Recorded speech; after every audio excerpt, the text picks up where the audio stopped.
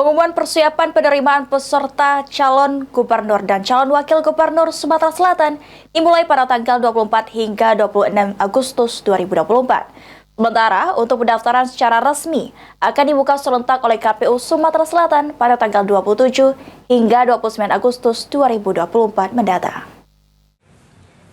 Pemilihan serentak yang akan diselenggarakan pada tanggal 27 November mendatang. Setelah melaksanakan tahapan coklit pada tanggal 24 Juni hingga 24 Juli, KPU Provinsi Sumatera Selatan saat ini akan melakukan penyusunan daftar pemilih sementara.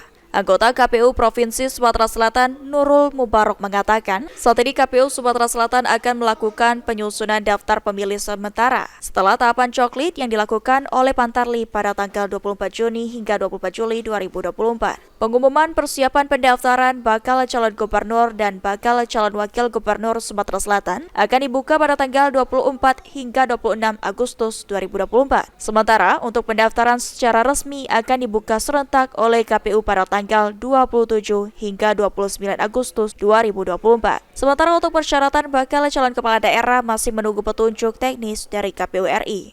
Pendaftaran Cakada akan dimulai tanggal 27 Agustus sampai dengan 29, 3 hari.